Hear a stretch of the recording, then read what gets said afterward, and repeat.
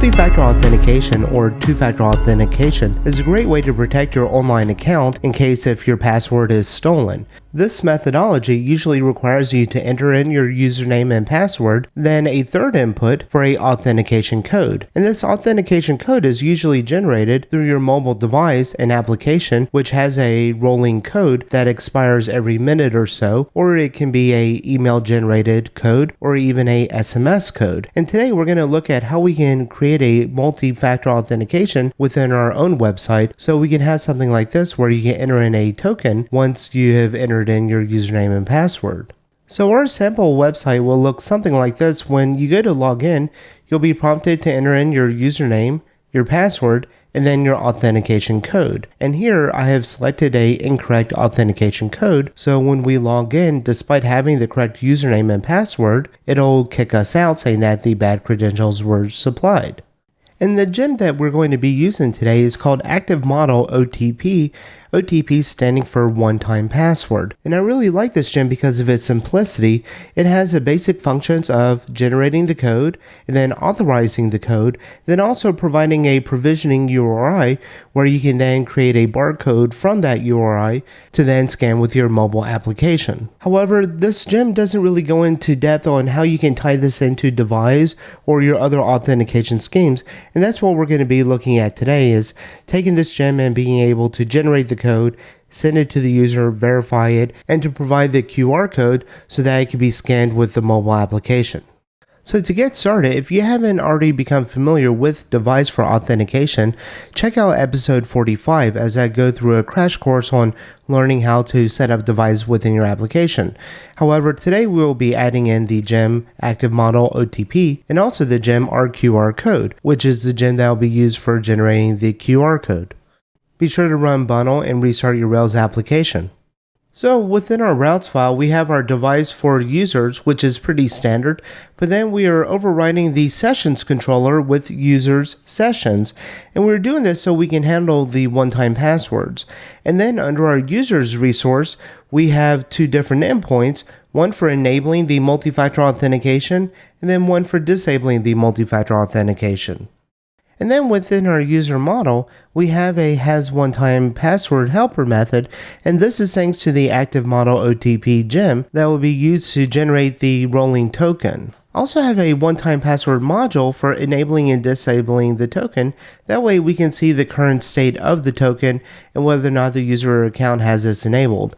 And notice that I am calling prefix true on this, which will allow access to helper methods for OTP module disabled or OTP module enabled. And then we also have a attribute accessor for the one-time password code token, and this is simply going to be used for enabling and disabling the verification of the tokens. And then also when the user logs in, we'll just pass in a form field with this name so that we can pass it over to the controller to verify the code is correct. So we can then create a migration to our users table that will add in the OTP secret and the OTP module, which is an integer, set to a default of 0, which our enum sets the 0 to disabled. Within our Devise registrations edit view, we have a toggle for the enabling and disabling of the two-factor authentication. And keep in mind that when you want to enable this feature for a user, you want to make sure that they have verified that they have correctly enabled or enrolled their device to use the multi-factor authentication for this application. So for enabling two-factor authentication for the user, we'll pop up a modal that will show the QR code and then also a verification input where they can scan in the code on their mobile device and then enter in the code that's presented on the mobile device into your Rails application. That way you know that this user has successfully authenticated their device with this QR code. So our modal will look something like this, where we're just setting the URL. So depending on if two-factor authentication is enabled or disabled, we want to set our correct path. And then we pass this path into our simple form URL. And if this feature is not enabled, then we'll display our QR code. And this is pretty much taken from the RQR codes documentation. We'll then have an input field for our OTP code token. And then of course we'll have a submit button. So once a user is chosen to enable two-factor authentication for your application, They will go through the normal process that we'll see in a minute, and then they'll make a post to verify that they have the correct one-time password code. And we'll check that the current user is equal to the @user, which the @user is set in the before action set user method. And then we have a helper method, Authenticate OTP, on our current user, which is provided from the ActiveModel OTP, and we pass in our code that the user inputted.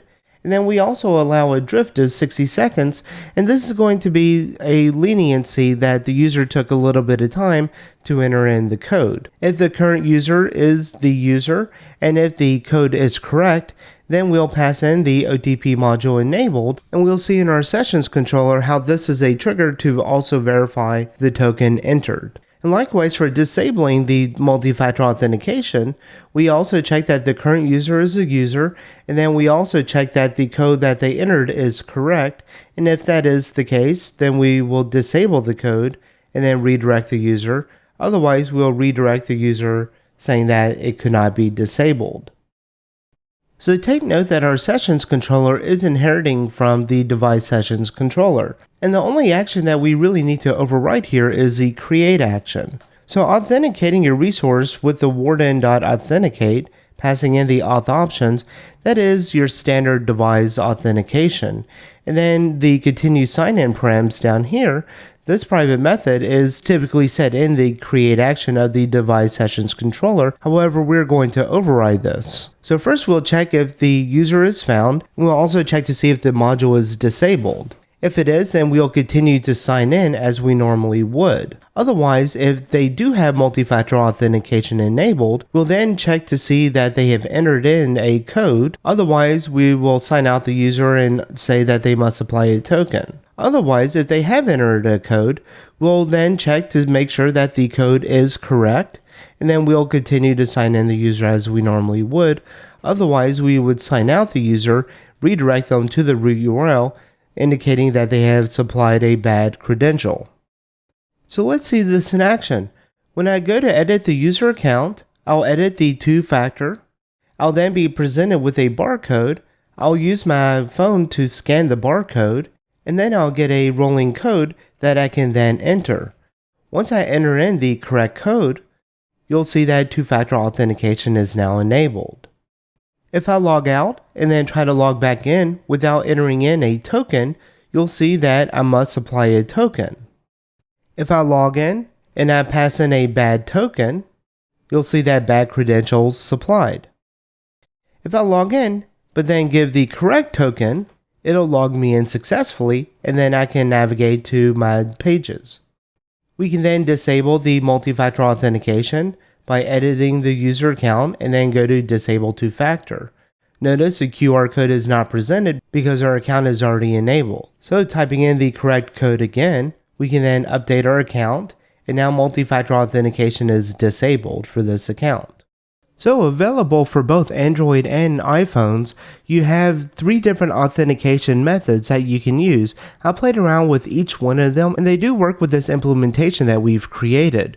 The first is Google Authenticator by Google, and then also Free OTP by Red Hat, and then another one is Authy by Authy. And if you decide to use two-factor authentication on your application, you may want to think about adding some other features like a recovery password, or even a send to email code, or even recovery passwords where they can enter in the recovery password to gain temporary access to the account so they can disable the two-factor authentication in the event that they lost their device. Well, that's all for this episode. Thank you for watching. For more videos, check out driftandruby.com.